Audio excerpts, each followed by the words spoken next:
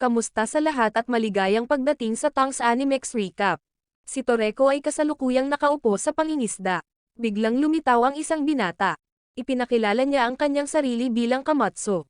Lumapit siya para humingi ng tulong kay Toreko sa pangangaso ng mga sangkap.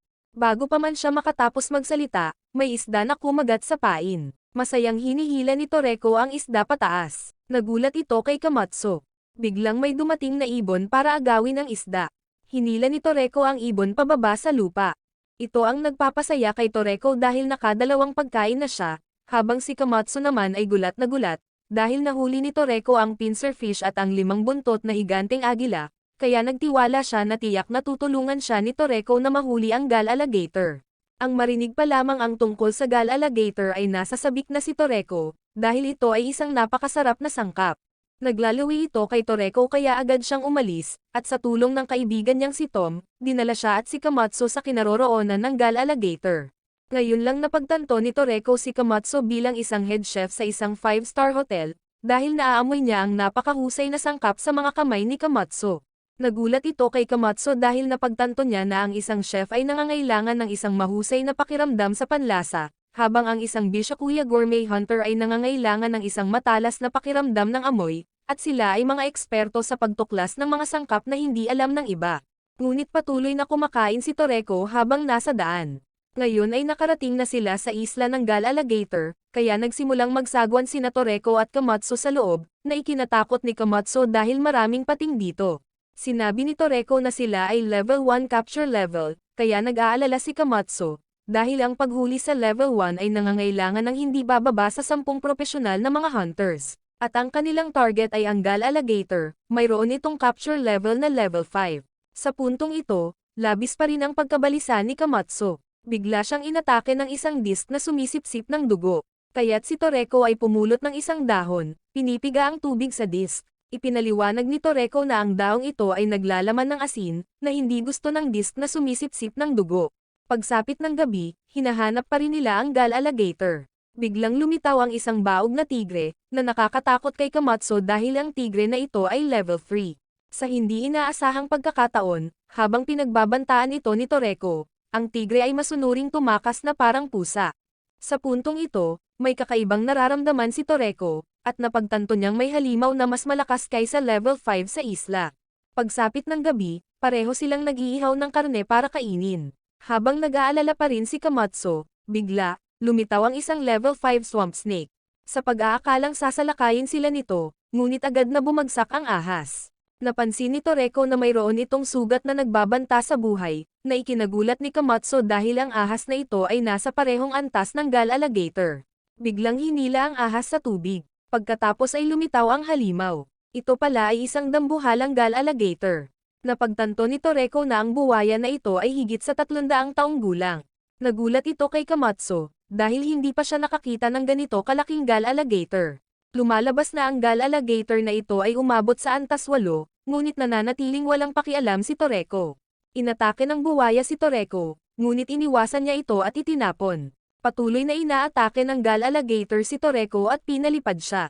Napagtanto ni Toreko na hindi niya maaaring pahabain ang labanan na ito, kaya nagpasya siyang palabasin ang kanyang mga gourmet cell, agad na nagpatawag ng demonyo, na nakakatakot kay Kamatsu. Inilabas ni Toreko ang kanyang kapangyarihan, ginagawang tinidor at kutsilyo ang kanyang mga kamay. Ginagamit niya ang tinidor para suntukin ang buwaya at ang kutsilyo para lumipad ito sa langit. Kaya, natalo ni Toreko ang gal alligator, na ikinagulat ni Kamatsu. Ito ang kapangyarihan ng Bishokuya. Sa hindi inaasahang pagkakataon, lihim na sinusubaybayan ng isang misteryosong organisasyon ang kanilang laban. Kinikilala nila na si Toreko ay isa sa 4 Heavenly Kings, na tinalo ang gal alligator. Habang iniihaw ni Toreko at Kamatsu ang alligator para sa hapunan, kumagat si Toreko at nakitang masarap ito. Si Kamatsu, na hindi makalaban, ay ipinakita ang kanyang mga kasanayan sa pagluluto ng inihaw na karne para makakain ni Toreko, na nagpapasaya sa kanilang dalawa. Sa puntong ito, pareho silang nagkukwentuhan at nag-uusap tungkol sa kanilang mga pangarap. Lumalabas na pangarap ni Kamatsu na maging number 1 chef sa mundo. Ang pangarap ni Toreko ay lumikha ng isang buong course menu. Naglalaman ito ng mga sangkap na hindi pa alam ng sinuman. Napagtantong espesyal si Toreko, kaya agad na hiniling ni Kamatsu na samahan siya. Sumang-ayon si Toreko, at pareho silang nagpatuloy sa pag-ihaw ng karne upang kainin. Pagsapit ng umaga, natapos na nilang kainin ang buwaya, kaya nag-alala si Kamatsu dahil wala na siyang maibabalik pang karne sa kanyang amo. Kinabukasan, excited na ginalugad ni Kamatsu ang palengke, dahil maraming mahuhusay na sangkap ang ibinebenta rito. Bigla siyang nakakita ng babaeng reporter na nakikipagtalo sa may-ari ng tindahan. Dahil sira ang kanyang isda, hindi ito may feature sa bagong bulletin. Agad na nag-alok si Kamatsu na tulungan ang babaeng reporter. Biglang dumating si Toreko na ikinagulat ng lahat. Nakabili na pala siya ng level 5 flying dinosaur. Si Tina, nang makita si Toreko, ay nagmamadaling lumapit sa kanya upang interbiyahin siya, dahil si Toreko ay isang sikat na gourmet hunter. Sa hindi inaasahang pagkakataon, agad siyang napatigil at itinaboy ng organisasyon ng Aigo, dahil may mahiwagang gawain sila at gusto nila ang tulong ni Toreko. Nang malaman na gusto nilang mahanap ni Toreko ang rainbow fruit, nagulat ito kay Kamatsu, dahil isa itong maalamat na prutas. Isang patak lang ng tubig ng rainbow fruit ay maaaring gawing katas ng prutas ang isang swimming pool, ngunit ang uri ng prutas na ito ay wala na. Lumalabas, na matagumpay na na-clone at na-revive ng Aigo ang prutas na iyon. Gayunpaman, isang kawan ng troll kung ang gumawa ng pugad malapit sa rainbow fruit, kaya hindi sila makalapit para anihin ang bunga ng rainbow fruit, dahil ang mga troll kung na iyon ay mga higanteng level 9 na unggoy. Sa makatuwid, nagpasya si Toreko na pumunta sa ikawalong biotope ng Aigo. Ito ay isang likas na reserbang itinayo ng organisasyon ng Aigo. Sa hindi inaasahang pagkakataon, sinundan ni Tina si Toreko, para mangalap ng karagdagang impormasyon tungkol sa kanya. Biglang narinig nila ang kabog ng dibdib ng Trollkong, at nalaman nilang nasa likod sila ng pader na ito. Kaya, hindi mabuksan ng mga gwardya ang gate para makapasok si Toreko. Agad na nagpasya si Toreko na lumikha ng isang landas sa kanyang sarili, upang takutin ang kawan ng Trollkong. Kaya, inilabas niya ang kanyang mga gourmet cell, at ginamit ang pamamaraan ng nail punch, mabilis na naglulunsad ng 3 mabilis na suntok para sirain ang dingding. Ipinaliwanag niya na ang pamamaraan na ito ay tulad ng pagtutulak ng mga pako sa isang punto, at maaaring wasakin ang buong dingding. Sa puntong ito, pumasok na sila ni Kamatsu sa loob. Biglang may lumabas na Trollkong at inatake si Kamatsu. Sa kabutihang palad, napapanahong ginagamit ni Toreko ang knocking gun, na naging sanhi ng pagkahimatay nito. Ito pala ay isang pamamaraan na nagpaparalisa sa biktima. Hindi maintindihan ni Kamatsu kung bakit hindi ito pinapatay ni Toreko. Sa puntong ito, pareho silang patuloy na sumulong sa loob. Nagsisimula silang maamoy ang halimuyak ng rainbow fruit. Ipinaliwanag ni Toreko na ang pabango na ito ay sinadya upang maakit ang mga hayop. Sa wakas, nakita nila ang rainbow fruit, na agad na nakakatakot kay Kamatsu dahil mayroong isang buong kawan ng Trollkong dito. Nang paulit-ulit na iniisip ni Kamatsu na mamamatay siya sa pagkakataong ito, agad silang sinalakay ng Trollkong. Kaya, agad na binuhat ni Toreko si Kamatsu at nakipaglaban sa kanila. Nagtataka si Kamatsu kung bakit pinaparalisa lang sila ni Toreko. Napakatigas pala ng karne ng Trollkong, kaya ang panuntunan ni Toreko ay huwag silang patayin kung hindi niya ito kakainin. Ang kawan ng Trollkong ay patuloy na umaatake kay Toreko, ngunit nagawa niyang iwasan at talunin sila. Napagtatanto na ang kawan ng Trollkong ay masyadong marami, kaya, nagpasya si Toreko na palabasin ang kanyang mga gourmet cell, para takutin sila. Sa puntong ito, nakikita niya ang pinuno ng pack. Ito pala ay ang hari ng Trollkong level 10. Sinimulan itong harapin ni Toreko. Sa hindi inaasahan, sa harap ng pananakot ni Toreko, ang hari ng Trollkong ay naging masunurin na parang unggoy, hindi nangangahas na salakayin siya, na ikinagulat ni Tina na palihim na lumalapit. Sa wakas, nakita nilang dalawa ang rainbow fruit, kaya isang prutas lang ang kinuha ni Toreko. Ang ibang natitira ay para sa kawan ng Trollkong. Naisip ni Tina na magiging mainit na balita ito. Sa hindi inaasahang pagkakataon, patuloy siyang itinaboy ng Aigo. Sinusubaybayan pa rin ng mahiwagang organisasyon si Toreko. Bumalik na si Toreko sa restaurant at kumain ng masarap na pagkain. Sa puntong ito, natapos na ni Kamatsu ang paghahanda ng rainbow fruit, pinatubig ang bibig ni Toreko dahil ang bango nito ay masyadong nakakaakit, kaya nagsimulang matikman ni Toreko ang lasa nito. Sa hindi inaasahang pagkakataon, pakiramdam niya ay kumakain siya ng iba't ibang prutas. Napakasaya ni Toreko, kaya nagpasya siyang isama ang rainbow fruit sa kanyang buong course menu, na naging una niyang dessert item. Kinabukasan, ipinagpatuloy ni Toreko at Kamatsu ang kanilang paglalakbay upang manghuli ng isa pang sangkap.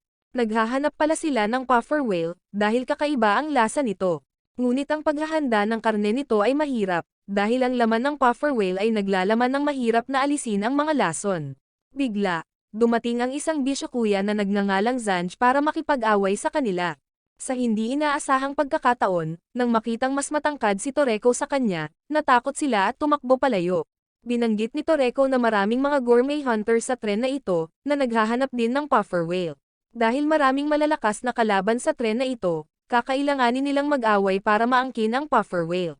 Biglang dumating ang isang matandang lalaki na humihingi ng alak kay Toreko, kaya agad siyang binigyan ni Kamatsu. Sa puntong ito, pareho silang pumasok sa lungsod, ngunit walang nakikitang sino man sa paligid. Lumalabas na ang lungsod na ito ay puno ng maraming halimaw, kaya lahat ay nagtatago sa loob ng bahay. Biglang lumitaw ang isang level 10 na dinosaur, na agad na nagpapatakot kay Kamatsu. Sa sandaling ito, isang binata ang humakbang pasulong. Sinabi ni Toreko na nandito siya. Sa hindi inaasahang pagkakataon, ang dinosaur ay hindi nang ahas na salakayin siya. Isa rin pala siya sa 4 Heavenly Kings, na nagngangalang Koko, na ikinagulat ni Kamatsu. Sa sandaling ito, ngayon lang napagtanto ni Kamatsu na si Koko ay hindi lamang isa sa 4 Heavenly Kings, ngunit isa ring mahusay na manghuhula. Habang inaalala ni Toreko ang panahon na magkasamang lumaban ang 4 Heavenly Kings, bigla, lumitaw ang isang uwak na emperador. Ito pala ang alaga ni Koko na nagngangalang Kiss, at dadalhin sila nito para hanapin ang puffer whale. Sinusubaybayan pa rin ng mahiwagang organisasyon ang grupo ni Toreko. Nang malaman nilang hinahanap ni Toreko ang puffer whale, kaya, nagsimula na rin silang kumilos. Sa puntong ito, dumating na si Toreko sa tahanan ni Koko para kumain. Ipinaalam ni Koko kay Toreko, ang kanyang buong course menu ay mayroon ng 5 ulam, at sa pagkakataong ito ay gusto niyang hulihin ang puffer whale, upang idagdag sa kanyang buong course menu. Ngunit ang pag-alis ng lason mula sa puffer whale ay napakahirap. Ang paghawak lang nito ay nagiging sanhi ng paglabas ng lason ng puffer whale at hindi nila ito makakain. Sa sandaling ito, binanggit din ni Koko, bukod sa puffer whale, sa kaloob-looban, mayroong isang mas nakakatakot na halimaw. Ito ay ang devil serpent. Kahit na ang maalamat na battle wolf ay ayaw itong labanan. Ngunit si Toreko ay lubos na kumpiyansa. Desidido silang hulihin ang puffer whale, na labis na nasa sabik kay Kamatsu. Biglang nagpropesiya si Koko, mamamatay si Kamatsu. Sa panig ni Tina, ni-livestream niya ang pasukan sa kuweba ng puffer whales. Bigla niyang nakita si Toreko, na labis na ikinatuwa ni Tina. Hindi niya inaasahan na nandito rin si Koko, pero ayaw ni Koko na kinukunan siya. Sa puntong ito, nakita ni Koko na maraming taong papasok sa kuweba ang mamamatay. Biglang humiling si Tina na sumali sa grupo ni Toreko, kaya pumayag si Toreko na sumama siya. Pumasok ang buong grupo sa loob. Sa sandaling ito, natuklasan ni Toreko ang ilang masasarap na mushroom. Sa hindi inaasahang pagkakataon, nandito rin si Zanj. Nagsinungaling siya kay Tina na nahuli niya ang puffer whale, pero hinahabol pala siya ng kuyog ng mga langgam. Hindi nakikita ni Koko ang mga senyales ng kanilang kamatayan, kaya naniniwala siyang makakaligtas sila. Sa puntong ito, nagtataka si Kamatsu kung bakit alam ni Koko ang daan sa kuwebang ito. Lumalabas na matutulungan siya ng kanyang mga gourmet cell na makakita ng mga electrical wave na hindi nakikita ng mga normal na tao. Biglang nakita ni Koko na nasa panganib si Kamatsu. Sa hindi inaasahan, nahulog siya. Sa kabutihang palad, napigilan siya ni Toreko sa oras. Sa sandaling ito, lumitaw ang level 7 na kawan ng mga ipis. Kaya't ginawang laso ni Koko ang kanyang katawan at binantaan ang mga langgam, dahilan para tumakas sila. Lumalabas na ang lakas ni Koko ay nakasalalay sa paggamit ng lason, kaya ang kanyang katawan ay naglalaman ng 500 iba't ibang antibodies. Kaya naman ang mga halimaw ay hindi naglakas loob na salakayin si Koko, ngunit iyon din ang dahilan kung bakit siya lumalayo sa iba. Napagtanto ni Kamatsu na labis na nag-iisa si Koko, kaya sinubukan niyang kaibiganin si Koko. Sa puntong ito, bumababa pa rin sila sa ibaba. Nakilala ni Koko na si Kamatsu ay isang napakabuting tao, kaya nagpa siya siyang protektahan si Kamatsu. Habang papababa pa sila sa kuweba, biglang lumitaw ang isang kuyog ng level 2 na paniki. Agad na inilabas ni Koko ang kanyang lason at natalo sila. Napagtanto ni Koko na ang mga paniki na ito ay tumatakas. Sa puntong ito, natuklasan nila na nawawala si Kamatsu. Sa hindi inaasahang pagkakataon, lumitaw ang Devil Serpent, na agad na nagdulot ng pag-aalala para kay Toreko at Koko, dahil ito ay isang legendary level 21 na halimaw. Sa hindi inaasahan, ang dagundong nito ay yumanig sa buong kuweba. Nakita ng grupo ni Tina sa labas ang pagbagsak ng pasukan sa kuweba. Sa kabutihang palad, lihim niyang ikinabit ang isang maliit na kamera sa sombrero ni Komatsu. Biglang, natuklasan niya na si Komatsu ay kinidnap.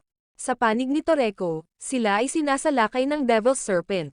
Sa hindi inaasahan, ito ay mas malakas kaysa sa inaasahan nila, kaya hindi siya makagalaw. Natuklasan ni Coco na maaari itong magbuga ng asido. Habang haharapin nito si Toreko, kaya agad niyang pinakawala ng lakas ng kalamnan at kumawala sa pagkakahawak nito. Si Toreko ay patuloy na naglalabas ng mga gourmet cell, at gumagamit ng cutting knife para maputol ang kamay ng Devil's Serpent. Sa hindi inaasahang pagkakataon, maaari itong muling mag-regenerate, kaya't muli nitong inatake si Toreko, ngunit bumangon pa rin si Toreko. Napagtanto ni Coco na ang kuweba ay napakadilim, kaya't hindi nakikita ni Toreko ng malinaw ang mga pag-atake ng Devil's Serpent, at maaari lamang siyang umasa sa kanyang pang-amoy. Habang nakikita ni Coco ang lahat ng malinaw, kaya, nagpasya siyang labanan ito, upang payagan si Toreko na iligtas si Komatsu. Ngunit naniniwala si Toreko na magiging maayos si Komatsu, kaya nagpasya siyang tulungan muna si Coco na harapin ang Devil's Serpent. Sa kabilang panig, kinikidnap ng taong ito si Komatsu para gamitin siya bilang pain para sa mga halimaw, na ginagawang mas madali para sa kanya na mahuli ang puffer whale. Sa sandaling ito, napagtanto ni Tina na nasa panganib si Komatsu, ngunit hindi niya alam kung paano siya ililigtas. Sa panig ni Toreko at Coco, inilabas na nila ang kanilang mga gourmet cell, ngunit nalaman nilang hindi natatakot ang Devil's Serpent na ito sa kanilang hockey, kaya inatake ito ni Toreko. Sa hindi inaasahan, sobrang tigas ng katawan nito. Patuloy na gumagamit ng lason si Coco para salakayin ang Devil's Serpent. Sa hindi inaasahang pagkakataon, lumalaban ito at nag-counter-attack sa kanya. Napagtanto ni Coco na ang uri ng ahas na ito ay may mahusay na kakayahang pandama. May hanggang 3 mata pa ito kaya hindi nila ito matamaan. Napagtanto ni Coco na kailangan nilang paliitin ang larangan ng paningin nito. Samantala, nagpasya si Toreko na ilabas ang kanyang ultimate move, ngunit kailangan niya ng oras upang makaipon ng enerhiya, kaya nagmamadali si Coco upang maakit ang atensyon ng Devil's Serpent, at gumamit si Coco ng lason upang sirain ang mga sensor ng Devil's Serpent. Iniisip na wala na itong makikita, sa hindi inaasahan, nahuli si Coco. Maraming sensor pala ang Devil's Serpent, kaya agad itong nagbuga ng asido kay Coco, natutunaw ang kanyang katawan. Buti na lang at nakagamit si Coco ng lason para matakpan ang kanyang katawan. Habang patuloy niyang inaatake ang Devil's Serpent, nag-inject ito ng kamandag sa katawan ni Coco, dahilan para mag-alala si Toreko. Ngunit hindi sumuko si Coco, inilabas niya ang kanyang mga gourmet cell at sinubukang lumikha ng immunity, upang mapaglabanan ang lason ng Devil's Serpent.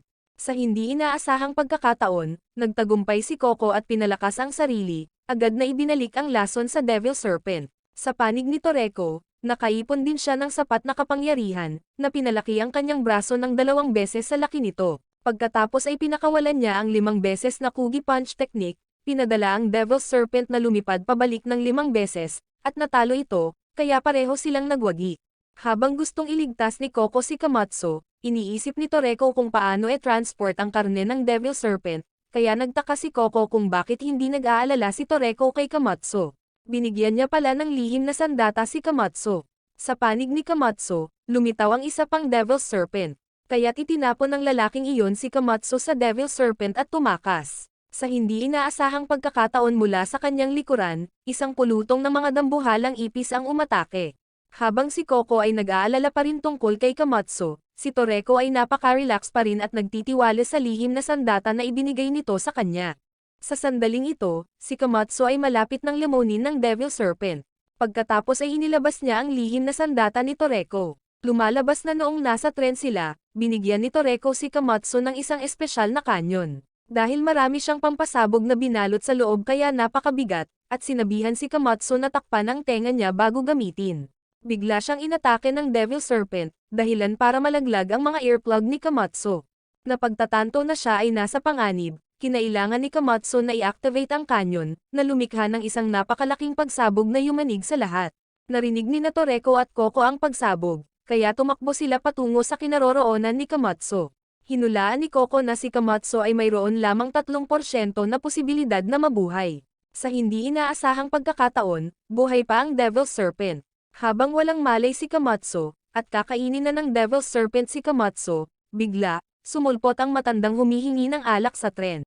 Nang dumating sina Toreko at Coco, nakita nilang nagkamalay na si Kamatsu. Nang makita si Toreko, naging masaya si Kamatsu. Pagkatapos ay ipinaliwanag ni Kamatsu na isang malaking matandang lalaki ang nagligtas sa kanya, na ikinagulat ni Coco, dahil natalo na ang Devil's Serpent, at nahulaan niya kung sino ang matandang iyon. Ito ay lumabas na nang si Kamatsu ay aatakehin na ng Devil's Serpent, ang matanda ay nagpakawala ng kanyang lakas ng kalamnan, na agad na nag-transform sa isang higante. Sa isang strike lang, natalo niya ang Devil's Serpent. Nang makitang nasa bingit ng kamatayan si Kamatsu, napagtanto niyang nabutas ang eardrum ng malakas na pagsabog, at tumigil din ang pagtibok ng puso ni Kamatsu, kaya agad niyang pinasigla ang kanyang puso at muling binuo ang eardrum para kay Kamatsu. Dahil doon, nagising siya, ngunit nang makita niya ang matanda, natakot si Kamatsu. Ngayon lang niya napagtanto na iniligtas siya ng matanda. Napagtanto ni Coco na ang matandang lalaki ay si Jiro, na kilala rin bilang Knocking Master. Nang malaman ni Kamatsu na siya ay isang maalamat na Bishakuya, na may buong course menu na binubuo ng napakabihirang mga sangkap, na nagpagulat sa kanya. Napagtanto ni Toreko na siya ang matanda sa tren, at pumunta siya upang manghuli ng puffer whale upang magbabad sa alak. Kaya't ang grupo ni Toreko ay nagpatuloy sa paghahanap para sa puffer whale. Ang makitang ligtas ang grupo ni Toreko ay labis na ikinatuwa ni Tina. Sa wakas, nakarating na rin sila sa kinaroroonan, kaya tahimik na lumusong sa dagat sina Toreko at Coco upang hulihin ang puffer whale. Sa hindi inaasahan, napakalaki nito na ikinagulat ni Toreko, dahil hindi ganoon kalaki ang puffer whale. Lumalabas na sila ay isang grupo ng mga isda na nagsasama-sama. Napagtanto ni Coco na isang paraan iyon para magbanta sila sa mga kalaban, kaya, agad na hinabol ni Toreko ang puffer whale. Sa hindi inaasahang pagkakataon, nagdudulot ito sa kanila ng takot at pagkalason. Sa puntong ito, nagsisimula ng kumilos si Coco. Gumagamit siya ng stealth technique at lumalapit gamit ang knocking technique, na ginagawang paralisado ang puffer whale bago nito mailabas ang lason nito. Sa hindi inaasahan, maaari ding kopyahin ni Toreko ang pamamaraan ni Coco at gamitin ang pamamaraang knocking. Dahil doon, marami na silang nahuli na puffer whale, na ikinagulat ni Kamatsu dahil 10 ang nahuli nila, habang si Jiro naman ay nakahuli ng isang kaing na isda. Sa puntong ito, sinubukan ni Coco na hiwain ang laman ng puffer whale, ngunit sa sandaling mahawakan niya ang mga ito, nalason ang mga ito. Kaya nagpa siyang humingi ng tulong kay Kamatsu, dahil naniniwala si Coco na magagawa ito ni Kamatsu. Binanggit ni Coco na mayroon na lamang silang 9 na puffer whales. Dahil ang mga puffer whale, pagkatapos ng pangingitlog ay bumabalik kaagad sa dagat. Sa hindi inaasahang pagkakataon, may isang misteryosong nilalang sa ilalim ng tubig. Ngayon, inilabas ni Kamatsu ang kanyang kutsilyo sa kusina. Nang makita ang mahusay na napreserbang kutsilyo, napagtanto ni Coco na si Kamatsu ay isang bihasang chef. Sa patnubay ni Coco, sinimulan ni Kamatsu ang paghiwa ng isda, dahilan upang siya ay mabalisa, dahil walang puwang para sa pagkakamali. Sa hindi inaasahang pagkakataon, agad na nalason ang isda. Pagkaraan ng ilang sandali, nabigo si Kamatsu ng 8 beses. Ngayon, isang isda na lang ang natitira sa kanila. Nang hiwain niya ang tiyan ng isda, nakita niya ang poison sac sa loob. Sa kabila ng tensyon, sa wakas ay nagtagumpay si Kamatsu sa pag-alis ng lason. Nagiging ginintuan ang puffer whale, na nagpapasaya sa buong team, kaya't nagpatuloy sila sa pagluluto at pagtikim ng karne ng puffer whale. Nang kumagat si Toreko, naramdaman niya kaagad ang sarap na kumakalat sa loob ng kanyang bibig, na naging dahilan upang hindi sila tumigil sa pagmuya. Nakapagtataka, napuno agad ng enerhiya ang katawan ni Toreko. Pagkatapos ay sinubukan ni Kamatsu na gumawa ng alak na puffer whale, na nagpapasaya sa kanilang lahat. Habang naghahanda sila sa pag-alis, bigla silang may nakitang umaahon mula sa ilalim ng tubig, dahilan upang maramdaman ni Toreko at Coco ang panganib. Kaya't inilabas nilang lahat ang kanilang buong kapangyarihan upang maghanda para sa isang labanan sa kanya. Nakapagtataka, umalis siya na may dalang lambat ng mga puffer whale, nang hindi nag-aalala tungkol sa kanila. Napagtanto ni Coco na nakakatakot ang kanyang aura. Habang naguguluhan si Toreko, narito ang lalim na 1,000 metro sa ilalim ng palapag ng karagatan. Bakit naaabot ng living creature ang lugar na ito? Ngunit napagtanto ni Coco na hindi siya isang living creature. Sa puntong ito, ligtas na sa labas ang grupo ni Toreko, kaya sumugod si Kiss para batiin sila. Nang makita ang rescue helicopter na papalapit, dahil sa paglalakbay na ito, maraming Bishakuya ang nasugatan. Nagpa siya si Coco na mauna nang umalis at nagpaalam siya sa lahat. Sa panig ng organisasyon ng Aigo, napagtanto nila na maraming sangkap ang nawala. May nagnakaw ng Rainbow Fruit at kinikilala nila ito bilang isang bagong henerasyong GT Robo. Kaya, nagpa siya silang alalahanin ang tulong ng Four Heavenly Kings. Sa panig ni Toreko, hinanap sila ng organisasyon ng Aigo. Sa sandaling iyon, agad niyang sinamantala ang pagkakataong gumawa ng mahabang hamburger mula sa karne ng Devil Serpent. Sa hindi inaasahan, naipasok niya ang buong hamburger sa kanyang bibig. Sa puntong ito, ipinaalam sa kanya ng isang staff ng Aigo, na sa pagkakataong ito, gusto nilang hanapin ni Toreko ang karne ng Regal Mammoth. Ito ay isang napakabihirang at mahalagang karne, na lubos na nakakaganyak kay Kamatsu, ngunit ang lokasyon ay nasa isa sa lugar ng Aigo, na isang lugar para sa pagsasaliksik sa muling pagkabuhay ng mga patay na hayop, gamit ang isang paraan ng asexual reproduction. Kaya naman, nakarating na sila sa entrance ng Area 1, na ikinagulat ni Kamatsu, dahil napakalawak nito sa loob at may isang higanteng pabrika pa. Maraming sangkap dito na hindi pa niya nakikita. Sa sandaling ito, naghahanda na si Toreko na makipagkita sa direktor ng Area 1. Nakita nila ang isang napakalaking octopus na ikinatakot ni Kamatsu. Sa loob pala ng silid na ito, maraming mga patay na hayop na binuhay muli ng Aigo sa pamamagitan ng isang sexual na pagpaparami. Bigla siyang nakatagpo ng level 3 na muscle crab na nakatakas mula sa kulungan nito. Nang nasa panganib si Kamatsu, sa kabutihang palad, isang lalaking kalbo ang lumitaw. Binantaan niya ang alimango, dahilan para tumakas ito. Siya pala ang direktor ng Area 1 na nagngangalang Mansom. Ang pagkakita kay Toreko ay labis siyang ikinatuwa, at ipinaalam niya kay Toreko, na ang organisasyon ng Bishokukay, sila rin ay nagpaplanong kumuha ng karne ng Regal Mammoth. Ipinahayag ni Mansom kay Toreko, ang layunin ng pagtatatag ng organisasyon ng Bishokukay, ay kontrolin ang lahat ng sangkap sa mundong ito, at ang kanilang kasalukuyang target ay ang Regal Mammoth. Biglang narinig nila ang hiyawan sa arena. Ang lugar na ito pala ay ang Gourmet Arena, kung saan ang mga mayayaman ay pumupusta at naglilibang sa kanilang sarili, kahit na kinasasangkutan ng mga pambansang pinuno. Ang dahilan kung bakit inayos ng Aigo ang arena na ito ay para kumuha ng pera sa mga mayayaman, pagkatapos ay tumutulong sila sa mga naghihirap na bansa. Nang nagsimula na ang susunod na laban, biglang tuwang-tuwa ang lahat. Ngayon pala ay may espesyal na laban ang Gourmet Arena. Sa sandaling ito, maraming makapangyarihang nilalang ang nagsimulang lumitaw. Lahat para labanan ang maalamat na Battle Wolf. Sinabi ni Mansom kay Kamatsu, na mula noong sinaunang panahon, mayroong mga demonyong hayop na ipinanganak, kumakain at sumisira sa lahat ng bagay sa lupa. Ngunit nang sila ay tumuntong sa teritoryo ng Battle Wolf, lahat ay nilipol ng Battle Wolf.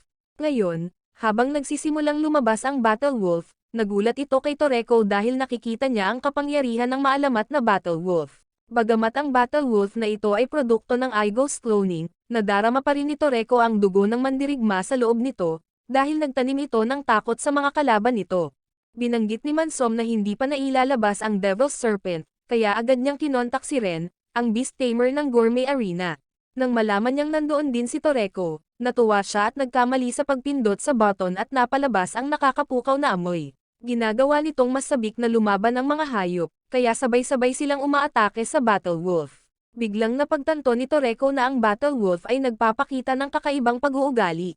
Nakapagtataka, natuklasan niyang buntis ang Battle Wolf na ito. Agad siyang tumalon sa arena para iligtas ang Battle Wolf.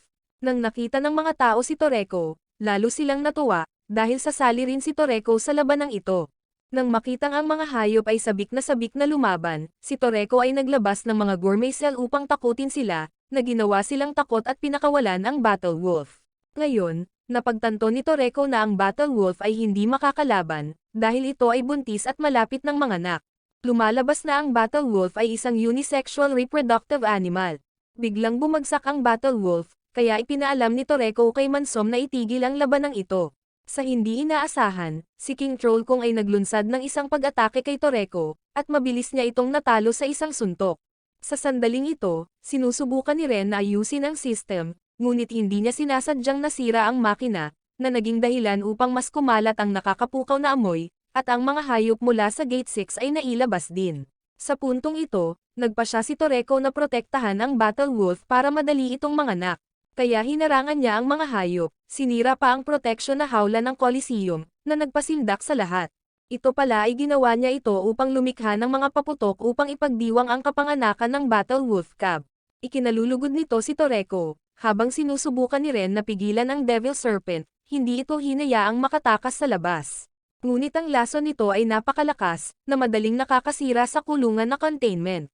Magulo rin ang arena, kaya pilit ding pinipigilan ni Mansam ang mga halimaw. Sa sandaling ito, tumakbo din si Tina para i-film ang Battle Wolf Cub. Napagtanto ni Toreko na ang ina na Battle Wolf ay nanghihina. Biglang may lumabas na level 25 Devil Serpent, dahilan para mataranta ang lahat at tumakas, na ikinagulat ni Toreko. Sa hindi inaasahang pagkakataon, madaling natalo ng Devil Serpent ang iba pang mga halimaw, na nakakasindak sa kanila. Nang salakayin nito si Toreko, tumalon siya at pinutol ang kamay nito. Nakapagtataka, ang kakayahan nitong muling mag-regenerate ay napakabilis, at patuloy na inaatake ng Devil Serpent si Toreko. Nagtataka si Mansam kung bakit hindi tumatakbo si Kamatsu. Sanay na pala siya sa ganito ngayon. Habang ang lahat ay takot na takot, sinusubukang tumakas, bigla, nakita ni Mansam ang isang taong nananatiling kalmado, hindi natakot sa lahat. Kaya pumunta si Mansam para kausapin siya. Sa hindi inaasahang pagkakataon, agad niyang inatake si Mansam, itinulak ang kanyang braso sa kanyang dibdib. Nakapagtataka, agad na hinigpitan ni Mansam ang kanyang mga kalamnan at naghatid ng isang malakas na suntok. Pero kaya pa niyang tumayo. Nang naghahanda na ang mga security personnel sa pag-atake sa kanya, agad silang pinigilan ni Mansam. Siya pala ang GT Robo, na ikinagulat ni Toreko, at napagtanto niyang iba ang isang ito sa nakita niya. Bigla, ang Devil Serpent ay patuloy na umaatake sa kanya. Habang nag-e-enjoy si Mansam, gustong makipaglaban sa Bishokukay na GT Robo na ito, na ikinagulat niya dahil may butas ang katawan ni Mansam, ngunit wala siyang nakikitang senyales ng sakit. Kaya mabilis siyang kumilos para salakayin si Mansam. Sa hindi inaasahang pagkakataon, pinakawalan ni Mansam ang kanyang mga kalamnan at ibinaba ang kanyang mga braso na parang dalawang kawali, na tinamaan siya sa ulo. Ngunit napakatigas ng kanyang katawan at agad siyang gumamit ng laser beam para salakayin si Mansam. Sa sandaling ito, napaatras din si Toreko. Nang sasalakayin na ng Devil Serpent ang Battle Wolf na ina at anak, ang ina na Battle Wolf ay tumayo upang lumaban. Nakapagtataka, parehong ang bilis at lakas ng Battle Wolf ay nasa ibang antas, na madaling talunin ang Devil Serpent. Nakapagtataka ito kay Toreko dahil ito ang tunay na lakas ng Battle Wolf. Ngunit ang ina na Battle Wolf ay pagod na rin. Nang tumakbo ang Battle Wolf Cub sa ina nito, agad na inatake ng GT Robo ang inang Battle Wolf, na nagpagalit kay Toreko. Habang nakatayo pa si Mansam, napansin ni Kamatsu na gumagaling na ang kanyang mga sugat, na ikinagulat ni Kamatsu. Gumagamit pa siya ng disinfectant para sa kanyang mga sugat, kaya ganap na gumaling ang mga sugat ni Mansam. Ngayon napagtanto ni Mansam na ang sugat ng ina na Battle Wolf ay nakamamatay. Ngunit sinusubukan pa rin niyang lapitan ang kanyang anak, at napagtanto nila, kahit na ang Battle Wolf ay isang mandirigma na lobo, ngunit ito ay napakamapagmahal sa kanyang anak. Nang makitang makatayo pa ang inang lobo, patuloy itong inaatake ng GT Robo. Sa kabutihang palad, gumamit si Ren ng gas, upang matulungan ang mag-ina na Battle Wolf na magtago. Sinabi ni Mansam na ang gas na ito ay hindi lamang nakakatulong na itago ang mga ito, ngunit tumutulong din sa Battle Wolf na mapawi ang sakit. Ang makita ang ina na lobo na labis na nag-aalaga sa kanyang anak, na labis na ikinatuwa ni Kamatsu, dahil ito ang unang pagkakataon na nakita niya ang eksenang ito. Ngunit ang kailangan nilang harapin ngayon ay ang GT Robo. Napagtanto ni Mansam na ito ay malayo ang kinokontrol, sa pamamagitan ng isang virtual reality system. Dahil dito, maaari silang pumunta sa mga lugar na hindi maabot ng mga tao, upang maghanap ng mga bihirang sangkap. At ang lakas ng robot na ito ay talagang lakas ng taong kumokontrol dito. Ngayon, nagsimula nang magalit si Mansam, kaya inilabas niya ang kanyang mga gourmet cell. Bigla, naramdaman ni Mansam, na labis na galit si Toreko. Ngunit tinutuya ng GT Robo si Toreko, kaya, hinawakan niya ito at sinuntok pababa sa arena. Ipinaliwanag ni Mansam na ang galit ni Toreko ay naglabas ng kanyang mga gourmet cell. Ngayon napagtanto ng GT Robo na kailangan nitong seryosohin ang mga bagay-bagay, at nagulat si Kamatsu, dahil ito ang unang pagkakataon na nakita niyang galit na galit si Toreko. Kaya, nagmamadali si Toreko na salakayin ang GT Robo. Ngunit hindi sapat ang mga ordinaryong suntok para matalo siya. Ngayon, nagsimula na siyang mag-counter-attack laban kay Toreko, kaya agad siyang gumamit ng cutting knife. Sa hindi inaasahang pagkakataon, nagre-regenerate agad ang kanyang katawan. Nang siya ay lubos na kumpiyansa sa kanyang baluti, ginamit ni Toreko ang nail punch technique ng 5 beses upang itulak siya pabalik. Ngayon, napagtanto ni Kamatsu na naabot na ng kanang braso ni Toreko ang limitasyon nito. Ngunit patuloy pa rin siya sa pag-atake kay Toreko, kaya, nagpa siya si Toreko na ilagay ang lahat ng kanyang lakas sa kanyang kaliwang braso. Nang malapit na siyang magpaputok ng laser beam para tapusin si Toreko, agad niyang itinulak ang kanyang bibig at nagpakawala ng sunod-sunod na 5 suntok, na naging sanhi ng pagsabog ng kanyang ulo.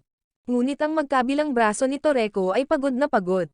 Nakapagtataka, hindi pa rin siya sumusuko, patuloy na umaatake kay Toreko. Napagtanto ni Mansam na sinusubukan niyang mag-self-destruct, kaya, inactivate niya ang laser ng arena upang pigilan siya.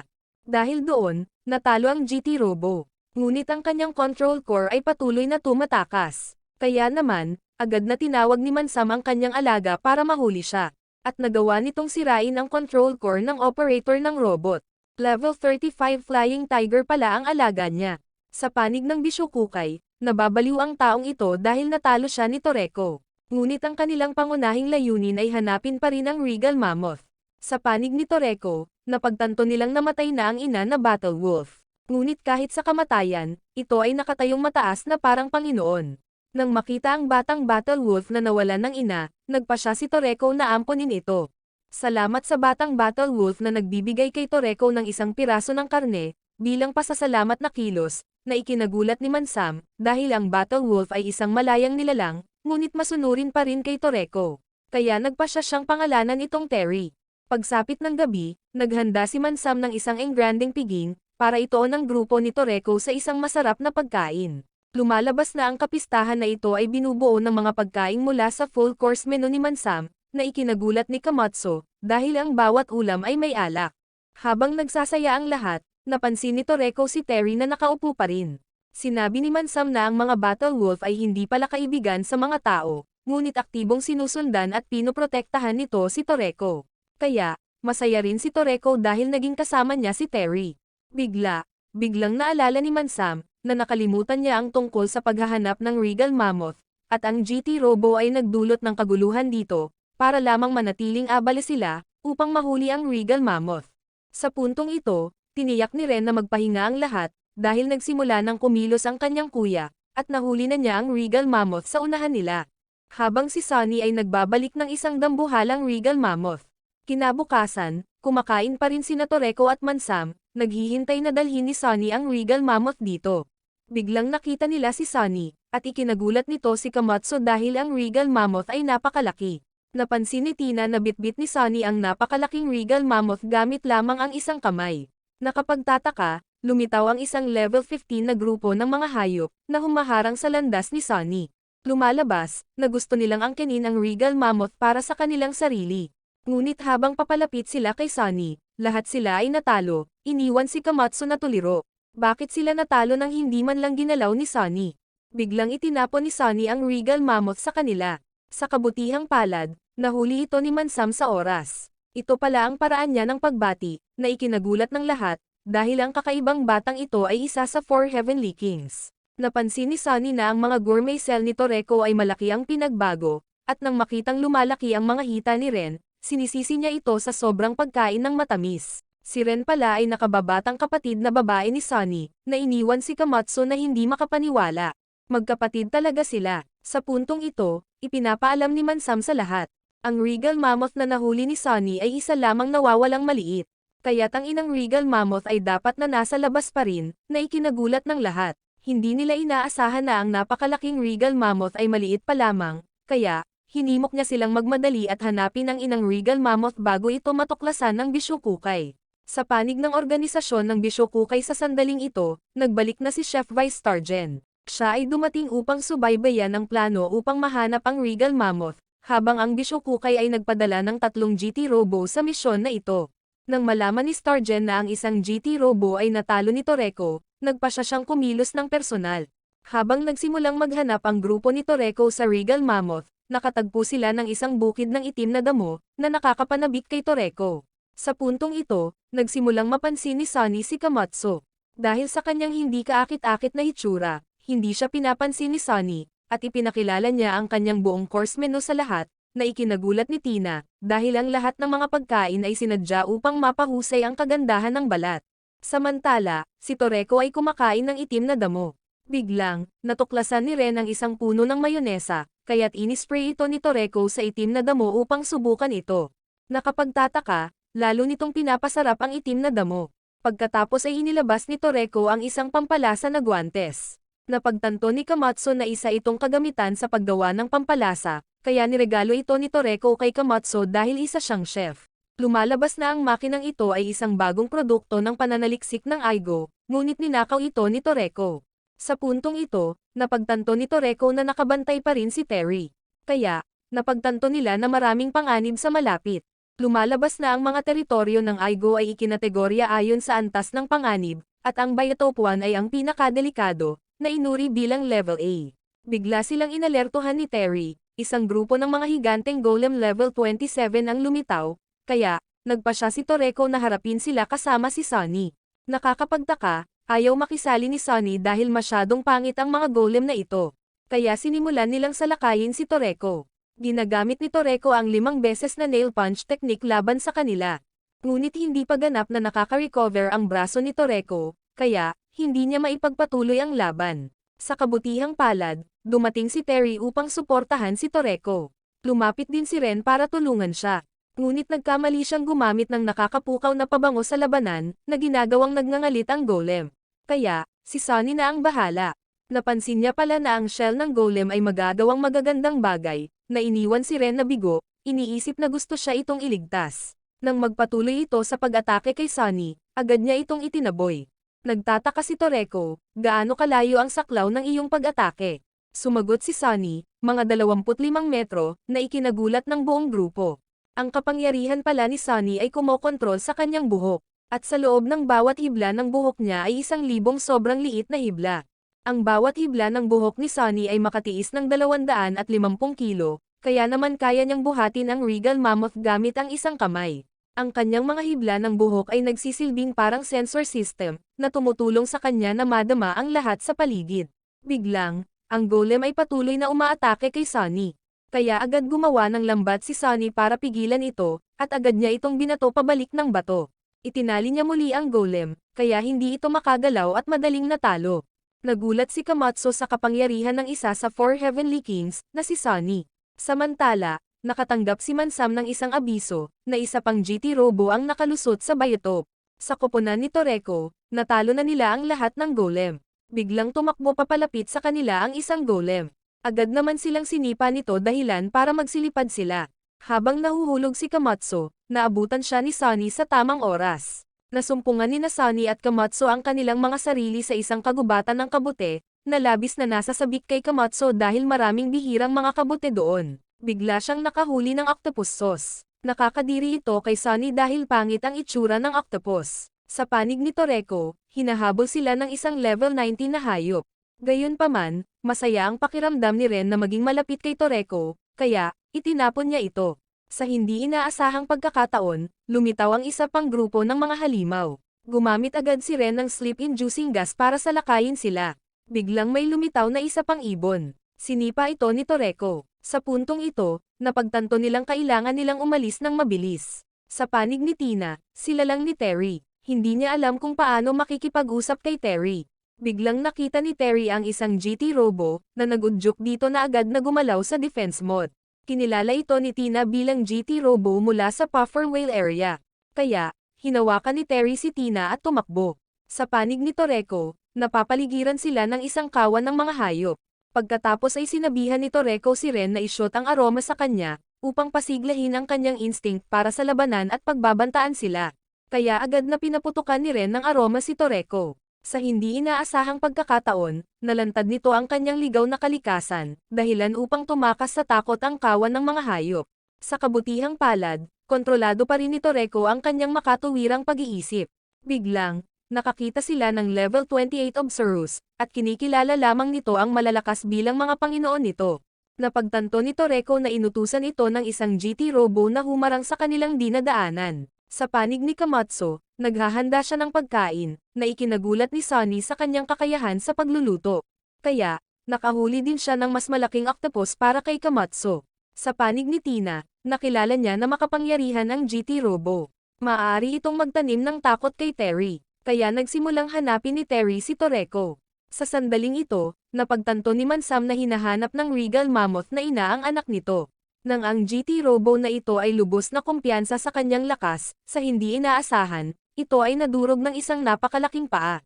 Ito pala ang paa ng Regal Mammoth na ina. Sa panig ni Toreko, nakikipaglaban siya sa Absurus, ngunit dahil may pinsala pa siya, wala siyang sapat na lakas upang talunin ito kaagad. Sa puntong ito, sinabi niya kay Ren na i-shoot muli ang aroma sa kanya. Bagamat alam niyang napakapanganib na gawin iyon, kinailangan ni Ren na sundin ang utos ni Toreko.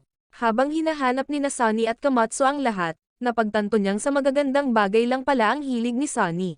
Sa sandaling ito, nakarating sila sa isang latian, nakita ang mga halimaw na patuloy na umaatake sa isa't isa, na nagpapasindak kay Kamatsu.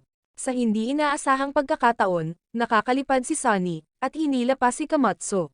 Ginamit pala niya ang buhok niya para gumalaw sa latian. Bigla niyang napansin na ang kawan ng mga halimaw ay naalis na lahat. At napagtanto niya na ang may pananagutan dito ay ang Bishokukay, dahil naghahanap sila ng mga bihirang sangkap, para i-upgrade ang kanilang mga gourmet cell. Kaya sinabi ni Sunny kay Kamatsu, ang mga gourmet cell ay nagmula sa isang uri ng jellyfish sa kailaliman ng karagatan. Kapag itinanim sa katawan ng tao, ito ay magbibigay sa kanila ng pambihirang lakas. Kung kumain sila ng mas masasarap na pagkain, ang kanilang gourmet cells ay patuloy na lumalakas. Sa puntong ito, naunawaan ni Kamatsu kung bakit napakalakas ni Toreko. Ngunit kung ang implantation ay nabigo, ang mga tao ay lalamunin ng mga gourmet cell. Sa panig ni Toreko, inilabas niya ang kanyang kapangyarihan. Napagtatanto na malapit nang mawala si Toreko sa kanyang pagkamakatuwiran, mabilis na nag-shoot si Ren ng nakaka-relax na halimuyak para kay Toreko. Sa hindi inaasahang pagkakataon, ang lakas ni Toreko ay natakot sa Absurus, kaya pinili nito si Toreko bilang bagong amo nito. Nagpatuloy silang magkasama sa paghahanap para sa Regal Mammoth. Sa oras na ito, sina Toreko at Ren ay nakasakay sa Absurus patungo sa isang lugar na tinatawag na Devil Athletics. At ang landas na ito ay lubhang mapanganib. Bigla siyang nakatagpo ng isang level 13 na palaka, ngunit madaling nalagpasan ito ni Toreko. Sa panig ni Kamatsu at Sunny, may nakasalubong silang puno ng candy. Kaya, kumuha ng candy si Kamatsu at inilagay ito sa isang panyo upang lumikha ng lasa, at iwiniwisik ito sa mga kabute para matikman ni Sunny. Sa hindi inaasahan, napakasarap ng lasa nito. Sa panig ni Toreko, nakatagpo sila ng isa pang level 22 na hayop. Kaya, nilabanan niya ito, ngunit naubusan na ng lakas si Toreko. Buti na lang at tinulungan siya ni Ren na talunin ito. Sa puntong ito, napansin ni Sunny na labis na nag-aalala si Kamatsu kay Toreko. Bigla siyang nahulog. Bigla nilang napagtanto na ito ay mga yapak ng isang higanteng hayop. Ngunit ito pala ay naging mga bakas ng paa ng isang GT Robo. Bagamat nakita niyang durog na sa lupa ang kanyang kasamahan, ipinagpatuloy niya muli ang paghampas sa kanyang kasamahan. Sa panig ni Terry, mabilis itong tumakbo para hanapin si Toreko. Sa panig ni Toreko, nakikipaglaban siya sa isa pang level 30 na halimaw. Sa hindi inaasahang pagkakataon, nagkaroon ito ng kakayahang lumikha ng mga ilusyon, kaya hindi ito makita ni Toreko. Buti na lang at tinulungan siya ng Absurus. Sa pag-iisip na ang Absurus ay magiging cool, sa hindi inaasahan, ito ay pinatulog ng isang ibon at nahulog sa bundok. Sa puntong ito, gumamit si Ren ng nakakapreskong pabango kay Toreko, na tinulungan siyang madama kung nasaan ang ibon. Ngunit natuklasan ni Toreko, ang pamamaraan ng paggalaw ng ibon ay maaaring lumikha ng mga afterimage, na ginagawang hindi niya ito matamaan. Sa kabila ng patuloy na pag-atake, nanatiling nakatayo si Toreko. Sa kabutihang palad, lumitaw si Terry sa oras at natalo ang ibon, na nagpasaya kay Toreko. Bago pa maipaalam ni Tina kay Toreko ang tungkol sa GT Robo, nagising na ang kalbong ibon. Ngunit hindi na ito nang ahas na salakayin ng grupo ni Toreko, dahil natatakot ito sa Battle Wolf. Salamat sa matalas na sentido ni Terry, nagawa ng grupo ni Toreko na malampasan ang Devil Athletics nang hindi na nakatagpo ng panganib. Biglang naramdaman din ni Terry, papalapit na ang GT Robo na kontrolado ni Stargen. Kaya nagpa siya si Terry na bumalik at pigilan siya. Napagtanto ni Toreko na gusto siyang tulungan ni Terry na sumulong. Kaya, nagpa siya silang magpatuloy. Sa panig ni Sunny at Kamatsu, narating nila ang isang bundok na tinatawag na Regal Wall. Nang malaman ni Kamatsu na ang bundok na ito ay may taas na 3,000 metro, natakot siya. Ngunit nagpa siya si Sunny na hilahin si Kamatsu sa bundok na ito, dahil narito ang Regal Mammoth. Sa sandaling ito, patuloy na inaatake ng GT Robo ang Regal Mammoth, ngunit hindi niya ito nagawang saktan. Nagagamit pa nito ang ball nito para kainin ang lahat ng nilalang sa paligid, at iluwa ang mga puting buto. Biglang napagtanto ng GT Robo na may hinahanap ang Regal Mammoth. Sa hindi inaasahang pagkakataon, tumalon ito pababa. Habang dinadala ni Sunny si Komatsu sa bundok, sa hindi inaasahang pagkakataon, may nahulog na malaking bagay mula sa langit. Agad na napagtanto ni Sunny na ito ang Regal Mammoth, na ikinagulat niya. Sa sandaling ito, tumatakbo din ang grupo ni Toreko sa base ng bundok. Agad nilang nakita ang Regal Mammoth na nahuhulog, kaya tumakbo din sila patungo dito. Habang hindi sigurado sina Sunny at Komatsu kung ano ang gagawin, nakita ni Sunny ang isang grupo ng mga halimaw sa loob ng bundok.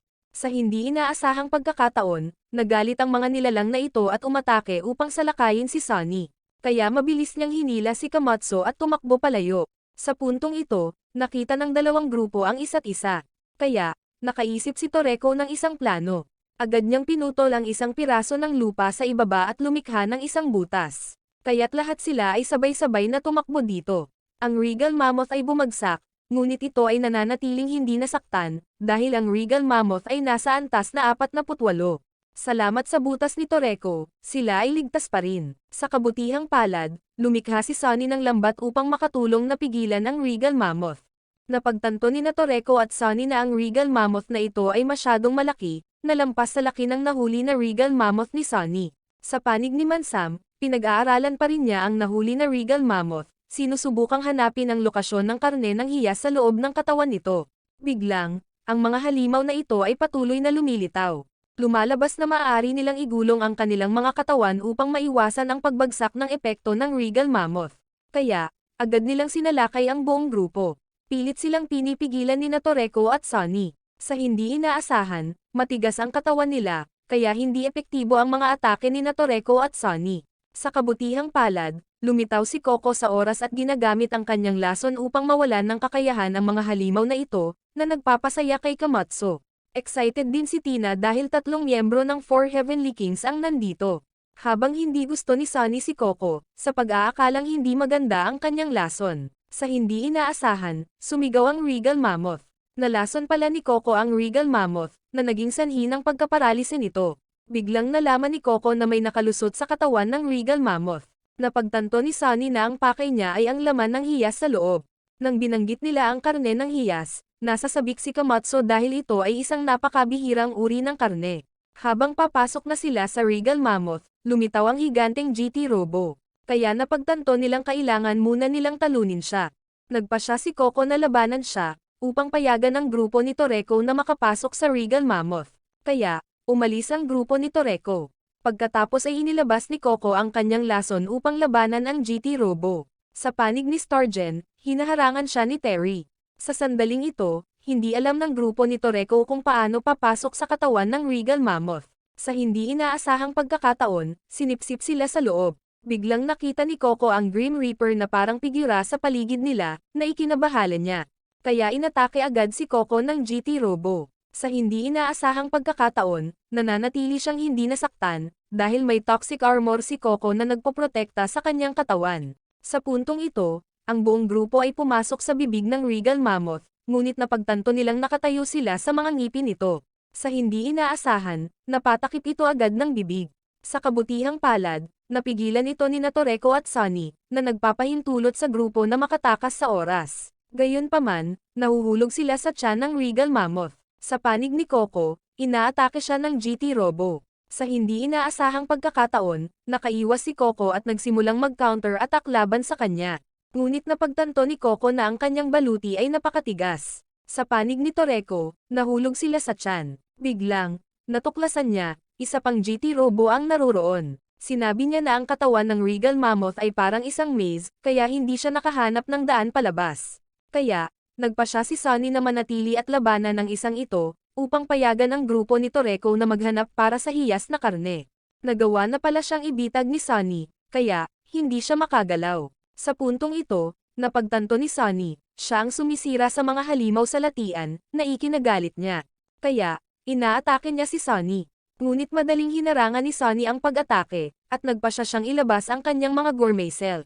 Sa panig ni Terry, sinusubukan pa rin niyang harangan si Stargen, ngunit naramdaman ni Terry na napakadelikado ng taong ito, kaya agad siyang umatras. Nalaman niya na hinahanap niya si Toreko, agad na naglunsad ng pag-atake si Terry, ngunit hinarang siya ng kanyang Absolus. Sa panig ng grupo ni Toreko, naghahanap sila ng karne ng hiyas.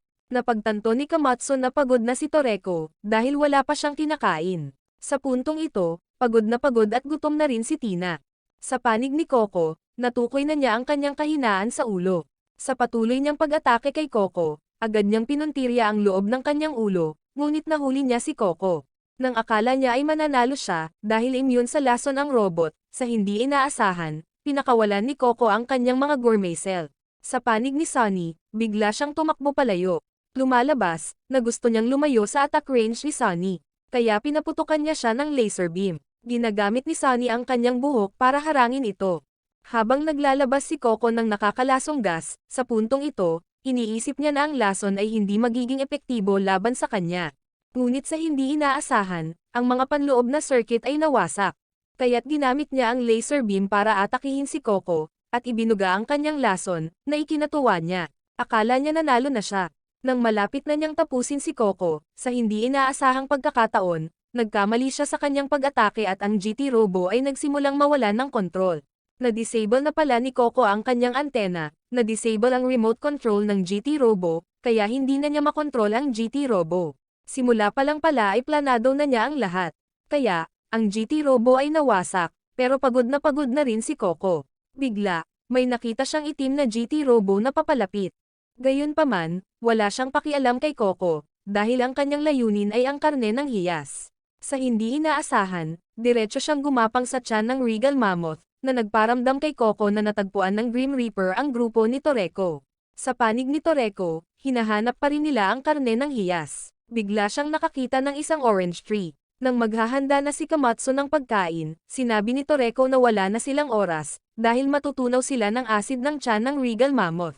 Biglang naramdaman ni Toreko, na dumating na rin dito ang itim na GT Robo. Habang si Sunny ay nakikipaglaban sa asol na GT Robo, pero lagi siyang lumalayo sa kanya dahil alam niyang kahinaan iyon ni Sunny. Bigla siyang umupo at ipinakita ang kanyang koleksyon, na ikinagulat ni Sunny, dahil sa loob ay ang mga mata ng mga halimaw. Hobby niya pala ang mangolekta ng mata. Biglang may lumabas na level 25 na halimaw. Alaga niya pala, kaya naman, agad na sinalakay ng halimaw si Sunny, ngunit napigilan ito ni Sunny. Dahil alam niyang 20 metro lang ang maximum attack range ni Sunny, na ikinatuwa niyang makipaglaro sa kanya. Sa hindi inaasahang pagkakataon, nagpa siya si Sunny na hindi na lumaban, at lumiko upang pagalitin ang GT Robo, na ikinagalit niya at inatake si Sunny. Sa puntong ito, patuloy siyang hinahayaan ni Sunny na patamaan siya, na labis niyang ikinatuwa. Pero sa hindi inaasahang pagkakataon, nasira ang braso niya. Nakontrol na pala siya ni Sunny, pati ang kanyang alaga ay natatakot na atakihin si Sunny. Kaya, inihayag niya ang kanyang sariling lakas at sinaktan siya ng isang malakas na suntok, na nagsimulang mag-alala at tumakas. Sa hindi inaasahang pagkakataon, naipasok na ni Sunny ang kanyang buhok sa kanyang control unit. Lumalabas, mula sa simula ng labanan, si Sunny ay nagkabit sa kanyang control unit, kaya, natalo siya ni Sunny. Akala niya magpapahinga na siya. Sa hindi inaasahan, itinulak siya sa labas ng Regal Mammoth. Buti na lang at sinabihan ni Coco si Kiss na hulihin si Sunny sa oras. Sa puntong ito, pareho silang pagod. Ngunit napagtanto ni Coco na ang pinakamahirap na kalaban ay ang itim na GT Robo. Sa kabila nito, naniniwala pa rin si Sunny kay Toreko. Sigurado siyang makukuha ni Toreko ang karne ng hiyas. Sa sandaling ito, papalapit na ang grupo ni Toreko sa karne ng hiyas, na labis nilang ikinatuwa. Bigla, nakita ni Toreko ang itim na GT Robo, kaya, agad niyang pinakawalan ang kanyang kapangyarihan at inatake ito. Sa hindi inaasahang pagkakataon, sa isang suntok lang ay gumanti siya at napatumba si Toreko kaya nawalan siya ng malay. Agad din siyang inatake ni Ren, ngunit madali rin siyang natalo, na nagdulot ng takot kina Kamatsu at Tina. Sa loob ni Toreko sa sandaling ito, nakita niya ang pulang demonyo na nilalamon siya. Sabi niya, ang iyong oras ay 5 minuto. Humanap ka agad ng talagang masarap kainin. Nang marinig ang sigaw ni Kamatsu, nagising si Toreko. Ito pala ay sinusubukan ni Ren na tulungan si Toreko na maibsan ang sakit, at ang usok ay makakatulong sa buong grupo na makatakas. Biglang tumakbo si Tina, gusto niyang hanapin si Sunny para tulungan si Toreko. Sa sandaling ito, napansin ni Stargen si Kamatsu. Sa hindi inaasahang pagkakataon, hinarap siya ni Toreko, at agad siyang natalo ni Toreko. Nang makitang nasugatan si Ren, nag-alala si Toreko. Hiniling ni Ren kay Toreko, "Pakiusap, halikan mo ako." Labis na ikinatuwa ni Ren ang halik ni Toreko. Habang bumalik si Stargen, biglang may naramdaman siya. Ang lakas ni Toreko ay tumataas. Kaya't agad siyang inatake ni Toreko, na ikinagulat niya, at muling pinagpatuloy ang paghampas sa kanya. Sa puntong ito, galit na galit si Toreko dahil naglakas loob siyang saktan si Ren. Pero kaya pang tumayo ni Stargen, at napagtanto niyang gumamit si Toreko ng autophagia. Ang autophagia ay kapag ang isang nilalang ay nagugutom, ang mga sel ay masisira sa sarili upang magbigay ng enerhiya. Ngunit para sa isang taong may mga gourmet cell, ito ay tulad ng kanilang kinakain ang kanilang sarili.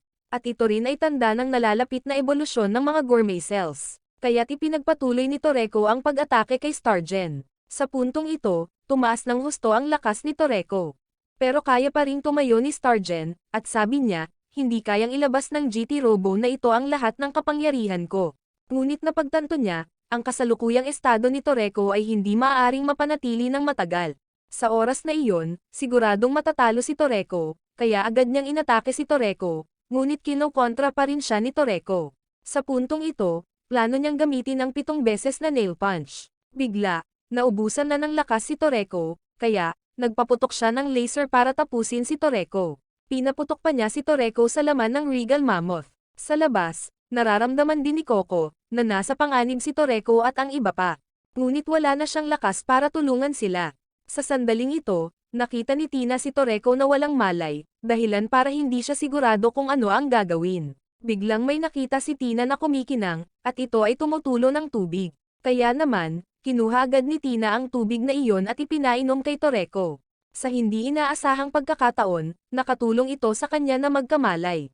Napagtanto ni Toreko na ito ay karne ng hiyas, kaya agad niya itong nilapitan, habang naglalaway ang bibig ni Toreko, dahil ang karne ng hiyas ay naglabas ng napaka-espesyal na aroma.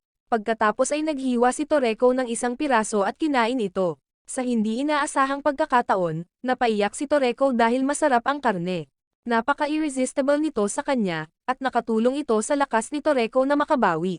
Habang nakikipag-usap si Stargen kay Kamatsu, napagtanto niyang may kaharap siyang chef. Habang kukunin na sana niya ang kanyang kutsilyo ay agad siyang pinigilan ni Kamatsu. Dahil ang kutsilyo ay parang lifeline ng isang chef. Kaya pinilit niya itong ibalik. Sa kabila ng banta ng pagpapalabas ng kanyang mga gourmet cell, nanatiling determinado si Kamatsu. Sa kabutihang palad, bumalik si Toreko, na nagpasaya kay Kamatsu.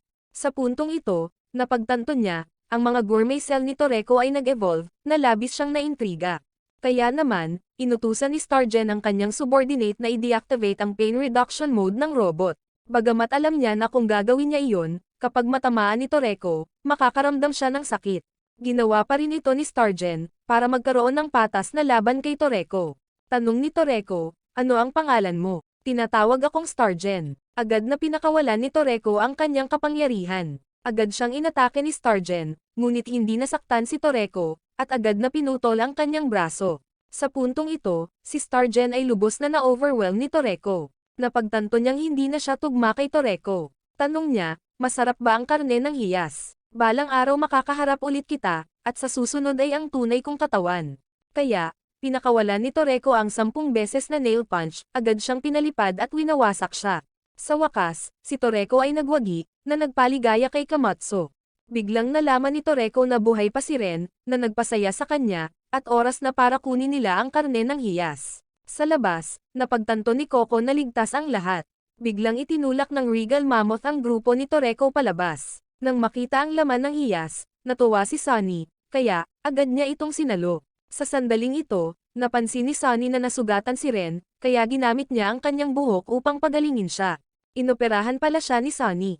Biglang napansin ni Coco na nag-evolve ang mga gourmet cells ni Toreko. Sa sandaling ito, ligtas ding nakabalik si Terry kasama ang Absolus. Sa panig ng Aigo, dinala dito ang Regal Mammoth. Sa pag-aakalang matutuwa ang inang Regal Mammoth, sa hindi inaasahan, galit pa rin ito at inaatake ang grupo ni Toreko, kaya, dali-dali nilang kinuha ang karne ng hiyas at tumakbo palayo. Sa sandaling ito, nagising si Ren, na ikinagulat ng staff ng Aigo, dahil kumain siya ng ilang uri ng high-class na pagkain. Tinutulungan nito ang mga cell ni Ren na mag-evolve. Gayunpaman, hindi nila alam na dahil pala ito sa halik ni Toreko. Makita pa lang si Toreko ay napakasaya na ni Ren. Pagsapit ng gabi, sa wakas ay makakain na ng buong grupo ang karne ng hiyas, na nagpapasaya sa kanila. Sa hindi inaasahan, habang hinihiwa ni Komatsu ang karne, umaagos ang katas ng karne at ang lasa nito ay katangi-tangi at maluho, na nagpapakinang sa katawan ng lahat. Sa sandaling ito, gumagawa si Komatsu ng isang paraan upang mapahusay ang lasa ng karne ng hiyas. Agad niyang ginagamit ang mga nakolektang lasa. Ang nakakapagtaka ay lalo pang nagliliwanag ang katawan ni Toreko dahil sa sobrang sarap. Nang magpasya si Toreko na isama ang karne ng hiyas sa kanyang buong course menu, sa hindi inaasahan, si Sunny ang higit na kumikinang, at agad niyang pinahinto si Toreko, dahil gusto rin niyang isama ang karne ng hiyas sa kanyang full course menu.